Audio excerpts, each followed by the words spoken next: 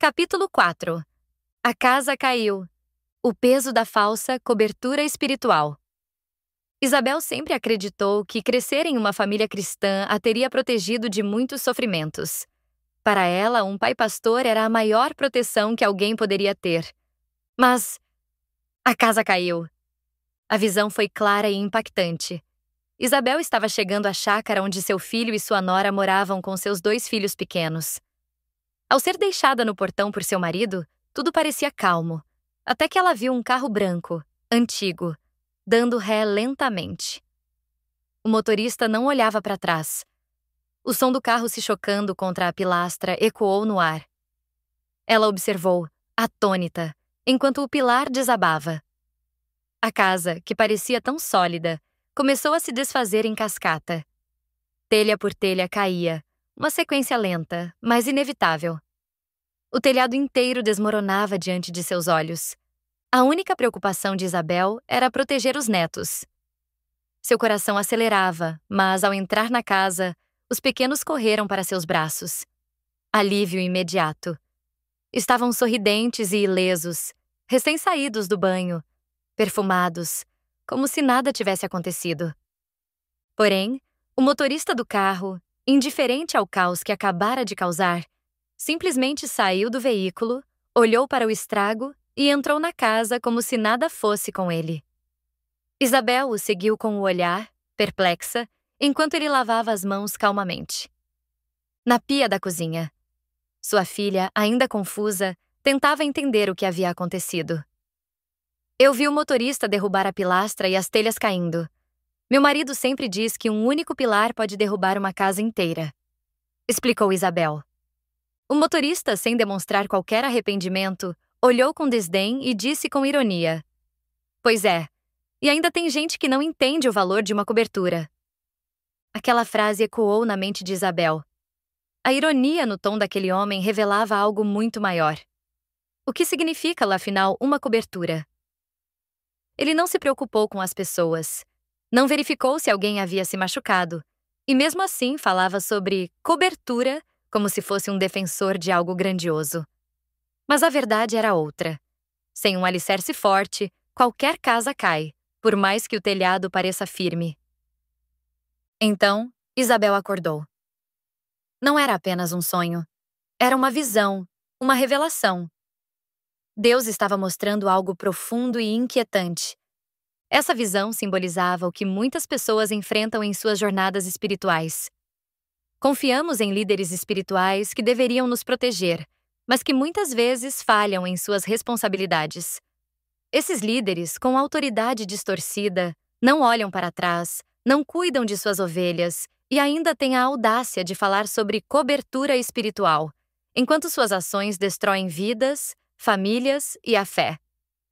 Infelizmente, o termo "ninguém toca em um ungido do Senhor" tem sido, em muitas ocasiões, distorcido por pastores e líderes espirituais, utilizado como uma ferramenta de manipulação e intimidação.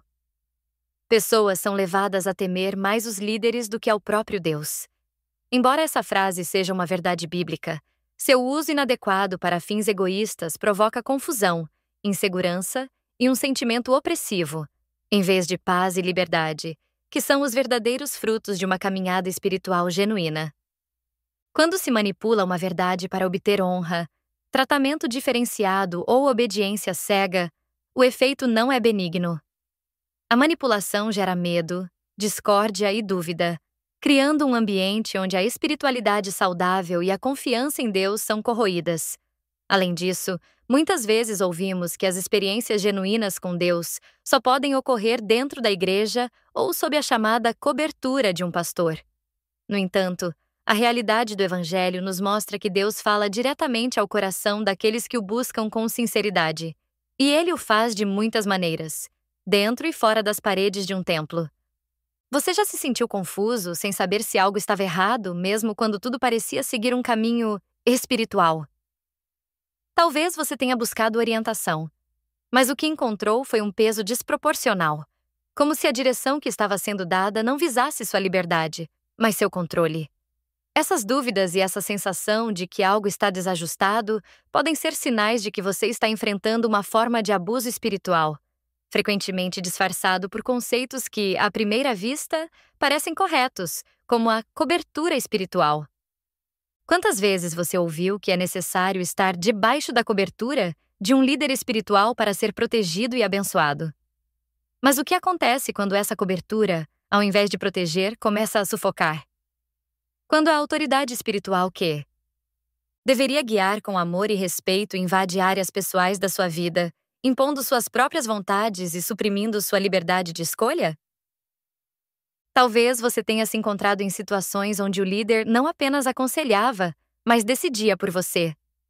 Questões como sua carreira, seus relacionamentos e suas escolhas pessoais eram direcionadas por essa autoridade, e qualquer tentativa de questionamento era recebida com culpa, medo ou vergonha.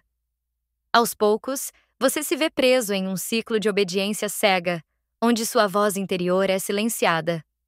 Quando a cobertura se torna controle.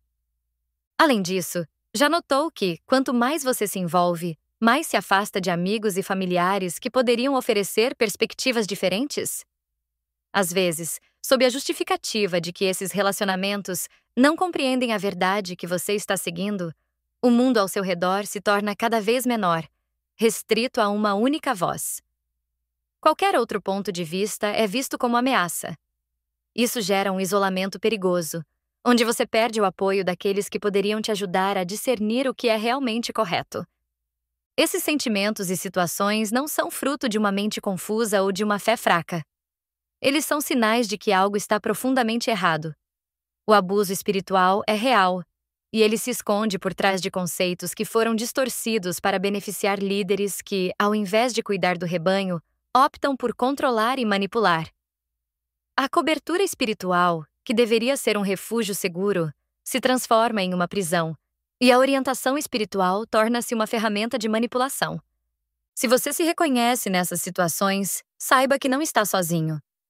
Muitas pessoas passaram por isso, e ao reconhecer os sinais, encontraram a força para se libertar dessa opressão.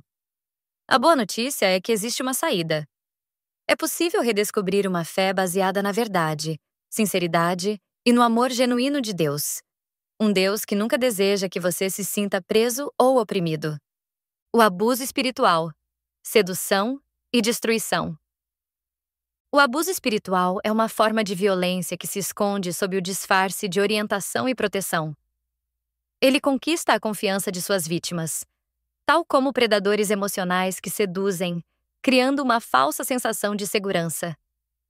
No início, tudo parece estar sob controle, e o líder se apresenta como alguém que tem os melhores interesses da vítima em mente. No entanto, por trás dessa fachada de benevolência, está a intenção de manipulação, controle e destruição. Assim como Isabel descobriu com o tempo, o que parecia ser uma estrutura sólida e segura começou a se desmoronar quando confrontada com a verdade. A cobertura que muitos líderes espirituais prometem pode, na verdade, ser uma forma de dominação e exploração emocional. Esse tipo de abuso não deixa marcas físicas visíveis, mas as cicatrizes espirituais e emocionais são profundas e duradouras. Quando uma pessoa confia sua vida espiritual a um líder, ela se coloca em uma posição de vulnerabilidade extrema.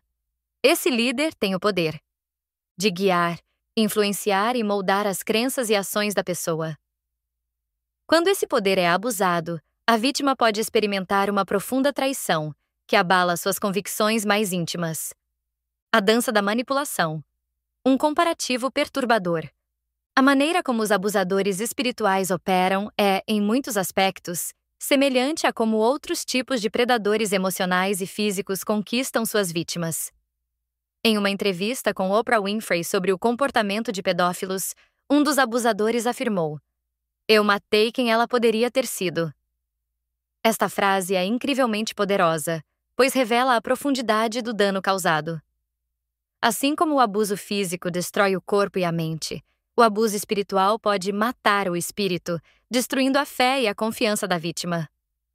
Os abusadores espirituais muitas vezes não reconhecem ou não admitem o mal que estão causando. Eles se veem como benfeitores espirituais, convencidos de que estão guiando a vítima para um caminho de crescimento e amadurecimento espiritual. Na verdade, eles estão usando sua posição de autoridade para exercer controle, se alimentando do poder que detém sobre suas ovelhas. Reconhecendo os sinais do abuso espiritual. Assim como em qualquer outro tipo de abuso, é crucial reconhecer os sinais do abuso espiritual para poder combatê-lo e, finalmente, curar-se. Isabel começou a perceber que os comportamentos que ela havia normalizado durante sua vida na igreja eram, na verdade, formas de manipulação e controle. Aqui estão alguns dos sinais mais comuns de abuso espiritual. Controle excessivo. O líder espiritual tenta controlar muitos aspectos da vida da vítima, incluindo decisões pessoais, profissionais e espirituais. Manipulação emocional. O uso de medo, culpa e vergonha é constante, criando um ciclo de dependência emocional da vítima em relação ao líder. Isolamento.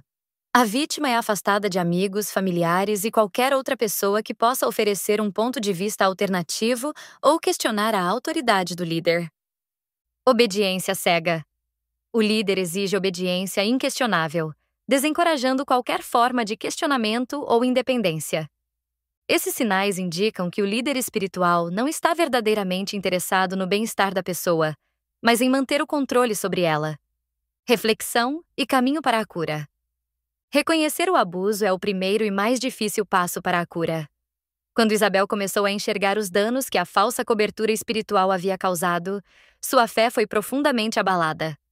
Assim como ela, muitas vítimas de abuso espiritual se encontram em uma crise de fé, questionando a existência de Deus e a validade de suas experiências religiosas. Mas há esperança. A verdadeira cura começa quando reconhecemos que o abuso não vem de Deus. Deus é um Deus de amor, justiça e restauração, e Ele vê a dor das vítimas. Em Mateus 11, 28 a 30, Jesus nos convida a entregar nossos fardos a Ele.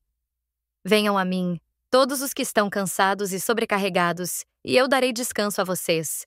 Tomem sobre vocês o meu jugo e aprendam de mim, pois sou manso e humilde de coração, e vocês encontrarão descanso para as suas almas. Pois o meu jugo é suave e o meu fardo é leve. Esse convite é um lembrete de que a verdadeira cobertura espiritual vem de Deus, e não de líderes que abusam de sua posição de poder. Isabel encontrou conforto nas palavras de Jesus e começou a reconstruir sua fé, compreendendo que o caminho para a cura exigia uma reavaliação de sua experiência com o abuso espiritual. O papel do DDA na cura. Para ajudar nesse processo de discernimento e libertação, surge o DDA, detector de abusos. Mais do que uma ferramenta de detecção, o DDA funciona como uma espécie de terapeuta narrativo, inspirado nos princípios da terapia narrativa, uma abordagem eficaz e amplamente testada no tratamento de traumas múltiplos e complexos, sem substituir terapia clínica, aconselhamento jurídico ou acompanhamento profissional qualificado. Com o auxílio da inteligência artificial, o DDA é capaz de analisar narrativas, áudios, vídeos e textos, mesmo quando não há provas físicas além do testemunho da vítima. O DDA examina esses materiais e identifica diversos tipos de abusos, como abuso sexual, violação da dignidade e da integridade física e emocional da vítima. Abuso físico, agressões ou ameaças de violência física. Abuso moral, humilhações e ataques à honra e autoestima da vítima. Abuso de autoridade, uso indevido do poder espiritual para coagir e controlar. Abuso espiritual, manipulação da fé e crenças para impor controle. Abuso narcisista, comportamentos manipulativos que visam alimentar o ego do abusador às custas da vítima. Além de categorizar esses abusos, o DDA ajuda a reconstruir a narrativa da vítima, criando uma linha cronológica que organiza as memórias traumáticas de forma que faça sentido. O DDA permite que a vítima compreenda as conexões entre os eventos dolorosos, contextualizando-os dentro de sua vida e promovendo a cura através da verbalização e análise de suas emoções, pensamentos e respostas fisiológicas. Nos próximos capítulos, você verá exemplos concretos de como o DDA detectou abusos ocultos sob o manto da espiritualidade. A primeira dessas histórias é especialmente constrangedora. Uma gravação de áudio entre pastores auto-intitulados pastores de família revela um caso claro de calúnia e difamação. Esse episódio, mencionado na introdução deste livro, destaca a importância de ferramentas como o DDA para desvendar as verdadeiras intenções por trás de discursos manipulativos e abusivos. Prepare-se para uma narrativa impactante, onde a verdade será revelada, trazendo à tona os mecanismos sutis de abuso espiritual que muitas vezes passam despercebidos. O próximo capítulo abrirá essa jornada, mostrando como o DDA expôs a opressão que estava escondida sob o disfarce de liderança espiritual. A verdade, quando exposta, não apenas liberta, mas também cura e restaura. Nos próximos capítulos, você verá como o DDA identificou um abuso espiritual em uma situação comum e constrangedora. Uma conversa gravada entre pastores. O áudio revela uma trama de calúnia e difamação, onde líderes espirituais, que deveriam ser exemplos de amor e integridade, usaram seu poder para destruir a credibilidade de uma pessoa. Você já ouviu falar em gaslighting coletivo? O DDA desvendou as verdadeiras intenções por trás dessas falas, mostrando como discursos abusivos podem devastar vidas. Essa história serve como um alerta. Não podemos ignorar os sinais de abuso espiritual. Eles se escondem sob o disfarce de cobertura, mas assim como a visão que Isabel teve, mostram que uma casa construída em mentiras e manipulações não pode permanecer de pé por muito tempo.